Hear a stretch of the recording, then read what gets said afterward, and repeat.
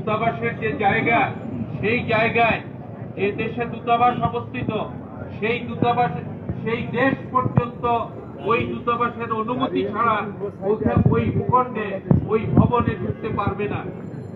আমরা গতকাল দেখলাম আগরতলা আমাদের উপ হাই কমিশনার অফিসের সামনে হিন্দু সংঘর্ষ সংঘ, আপনারা নাম দেখবেন, আমরা তো বোকাশোকা মানুষ, অতটা বুঝি না। হিন্দু সংঘর্ষ সংঘ তারা একটা কর্মসূচি দিয়েছে। সেই কর্মসূচিতে আমাদের দূতাবাসের সামনে তারা বিক্ষোভ প্রদর্শন করবে। ভালো কথা, বিক্ষোভ করবেন, করেন। আমার দূতাবাসের অভ্যন্তরে ঢুকলেন কেন? বাংলাদেশের দূতাবাসের কর্মকর্তাদেরকে মারপিট করলেন কেন? বাংলাদেশের স্বাধীনতার পতাকা, যেটার সাথে 30 লক্ষ শহীদের রক্ত বিজড়িত, যেটার সাথে গত 5 আগস্টের ফ্যাসিস্ট হাসিনার পতনের চেতনা বিজড়িত, সেই পতাকাকে নামিয়ে আগুন দিলেন, ছিললেন। কোথায় সাহস পান? কে আপনাদেরকে সাহস দেয়? এক বুবুজান্ত ভারতে গিয়ে পালিয়ে জীবন রক্ষা করেছেন। বাংলার মানুষের রূপ দেখেন নাই? ইখতিয়ার উদ্দিন মোহাম্মদ বখতিয়ার খলজি কয়জনকে নিয়ে বাংলা বিজয় করেছিল? ইতিহাসের দিকে তাকান। শায়েস্তা খান যখন সুবেদার ছিল, দিল্লির সম্রাট যখন এসেছিলেন, তখন উজান বাটির পানি দেখে বলেছিলেন, জাহাঙ্গীর বলেছিলেন এই দেশকে পদানত করা যাবে না। আজ আপনারা কি খেলা খেলছেন? হাসিনাকে পৃষ্ঠপোষকতা করছেন, আওয়ামী লীগকে পৃষ্ঠপোষকতা করছেন, দেশের যে অশান্ত পরিবেশ তৈরি করতে চান, সমস্ত জায়গায় বিশৃঙ্খলা তৈরি করতে চান, মানুষে মানুষে হানাহানি করতে চান। আপনারা ভুলে যান, ব্রাহ্মণ্যবাদী আধিপত্যবাদী চেতনা বাংলাদেশে কাজ করবে না। শুধু কি এখানেই চাই? এই পরিবর্তনের পর বাংলাদেশের মানুষ বিভিন্ন সংগঠন হিন্দু ভাইদের নিরাপত্তা দিয়েছে, মন্দির পাহারা দিয়েছে, নির্বিঘ্নে পূজা করতে পারেন তার ব্যবস্থা করেছে। দীর্ঘ ইতিহাস দেখেন, এইরকম কোন নিরাপত্তার ব্যবস্থা হয় নাই। সেনাবাহিনী নিরাপত্তা দিয়েছে, পুলিশ দিয়েছে, জনগণ দিয়েছে। তারপরও বিচ্ছিন্ন ঘটনাকে সামনে এনে নানাভাবে কাজ করছেন, আইনজীবীকে হত্যা করিয়েছেন, এইসব কাজ করছেন। আপনারা সাবধান হয়ে যান।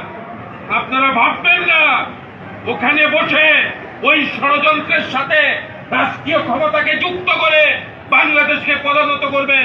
কার সাহসে আগরতলায় বাংলাদেশের দূতাবাসকে আপনি আক্রমণ করিয়েছেন?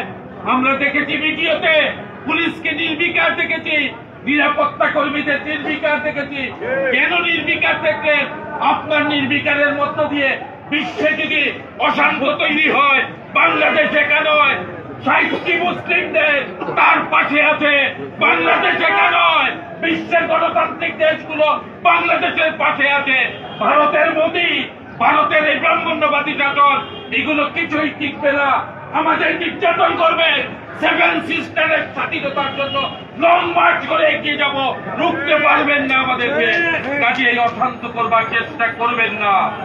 আপনাদেরকে হুঁশিয়ার করে দেই, যে অন্যায় করেছেন, আমাদের অপরাধীকে আশ্রয় দিয়েছেন, যে অন্যায় করেছেন, বাংলাদেশকে যারা লুণ্ঠন করেছে, হত্যা করেছে, বাংলাদেশের গণতন্ত্রকে যারা ধ্বংস করেছে, তাদেরকে আশ্রয় দিয়েছেন, তাদেরকে ফিরিয়ে দিতে হবে।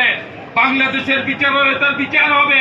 আর আপনারা কূটনৈতিক সম্পর্ক বজায় রাখতে চাইলে ভিয়েনা কনভেনশন নিয়ে চলবেন।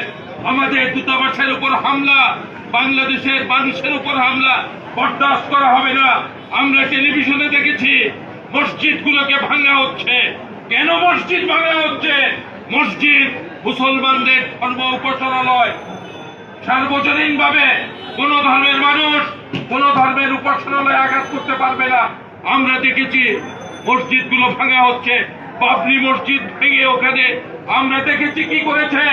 এখনো গত প্রধান বিচারপতি চুন্দ্রিগড়, তিনিও বিভিন্ন রায়ের মধ্য দিয়ে ধর্মান্ধতাকে উস্কে দিয়েছেন। আমরা বলতে চাই মানবতার ধর্ম বড় ধর্ম। বাড়াবাড়ি করবেন, নিজের গায়ে নিজে আগুন দেবে, বাড়াবাড়ি করবেন, ধ্বংস ডেকে আনবে। মুসলমানরা আল্লাহ ছাড়া কারো কাছে মাথা নত করে না।